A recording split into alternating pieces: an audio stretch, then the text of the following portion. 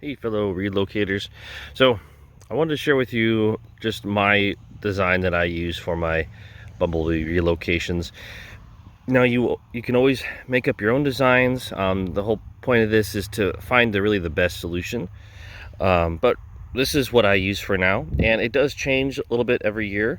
But this year I seem to be using this a lot more often, and it seems to be very effective.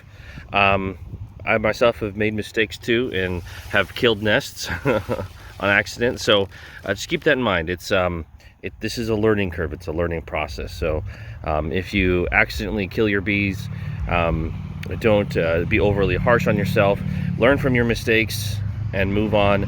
And so you do the next one, and it can be much better. Okay. So what I wanted to show you is these. I get these for free. I just find them. People usually will buy food online and get shipped to them in dry ice, and these are just, I have somebody that always has a lot of these. So just look for your on Facebook Marketplace. Most of the time, people will just be selling them for free, or giving them away for free. Sometimes they'll sell them, but I personally wouldn't buy them. So okay, enough about that. Where to get them. But the design. So first, it's just the box, and then what I used to do is I used to just have a hole in the front, and then I would put non-batted regular fiberglass insulation. I personally still use the fiberglass insulation mainly because it's very sterile, and it has a tendency not to grow mold and a lot less pest issues with it. And the bees don't mind, because I find the bees in crawl space insulation all the time, and in attic insulation. It's very common for me to see that. So I personally just keep it like so, and obviously we're not eating any of the honey, so it doesn't matter if there's little bits of fiberglass in there. So far it doesn't seem to affect the bees even in the slightest. In fact, it's usually very beneficial.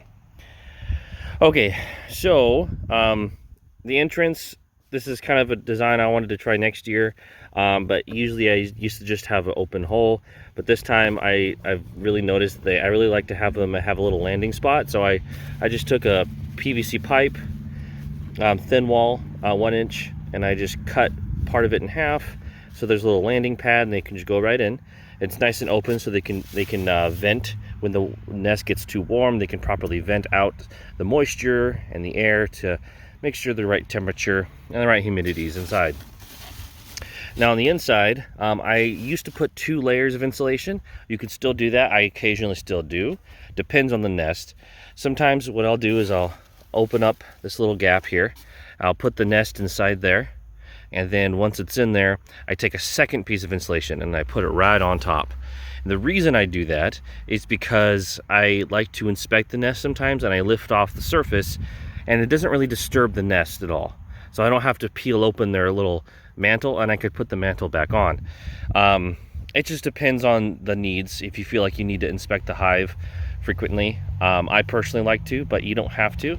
It can save you some headache if they get wax moth infestation, but for the most part you don't have to worry about it, because if your hive is healthy enough, it should be okay most of the time. There's situations, I'll have a whole separate video about wax moth and how to deal with them. And then additionally, I have added a secondary vent. This is just a I don't remember what it's called, a fluval. I don't remember. It's usually meant for a bird block in attic spaces. It's just a vent cap. So I stuck that in here, and so it's a nice way for the bees to vent on both sides if it gets too warm, and reduce moisture content. Now for the top here, I really like to feed my bees honey, just raw unfiltered honey, non-pasteurized. Personally, I have found they have way more significant success if I feed them honey. It's just something I've personally found. They seem more robust, more healthy. It gives them more energy to be able to manage the hive, and then also I theorize that it helps them with their gut biome, especially if you have local honey from this area. So I just get these off of Amazon. They're super cheap. You can get like 50 for just a few bucks. I just fill it with honey, and I just put a top there, and so that it drips on its own, and just slowly, and then they can consume it from there. So that's pretty much the whole thing. Now when it comes to the location, you're going to want to put this more in the in a shaded area that is covered, because if it's in the rain, the moisture does get into this foam and it will just slowly start to soak away into there. It's much better to have some sort of shed to put them in, some sort of cover, but make sure the shed is not super closed in so it doesn't get overly warm.